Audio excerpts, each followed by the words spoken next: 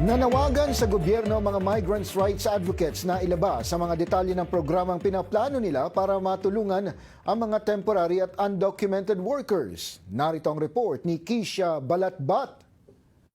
Nagtipon sa 12 syudad ng Canada ngayong linggo ang mga migrant rights advocates para ipakita ang kanilang suporta sa mga undocumented workers. Sa Ottawa, makikita sila sa Confederation Park na may hawak ng ilang signs.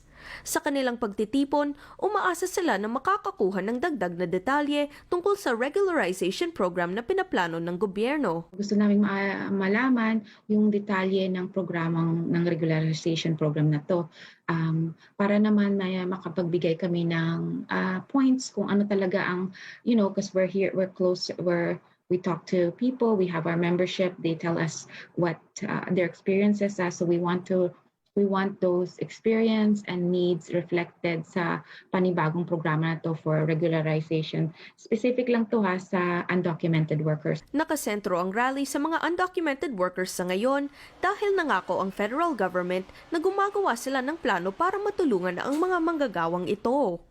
Pero nag-aalala ang mga advocates dahil wala pang detalye o timeline ito sa ngayon. Para sa grupong Migrante Ottawa, hindi pa daw sila nakonsulta ng gobyerno pero handa silang makipagtulungan. They haven't specifically reached out to us.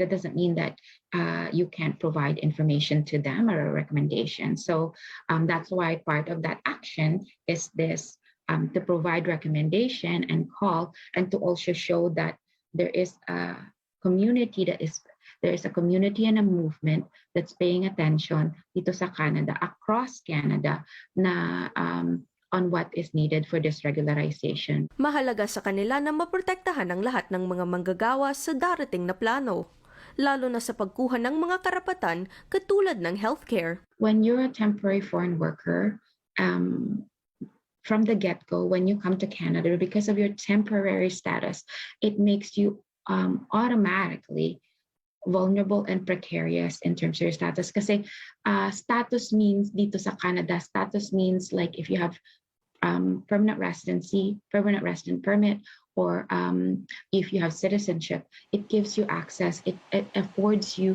certain different kinds of rights. So, for example, yung ibang temporary foreign workers, may limited sila in terms of access ng healthcare. Ito rin ang inilarawan ng Migrant Workers Alliance for Change sa kanilang rally sa Toronto.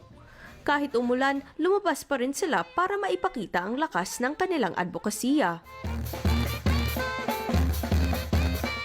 Every year, 1.2 million people are issued temporary permits in the country. These are your migrant farm workers, domestic workers, healthcare workers, refugees, and none of them have real access to permanent resident status, which means that they cannot get universal healthcare. They cannot speak up against a bad boss. They cannot get subsidized housing. They cannot get any public essential services and supports while they pay for all of them.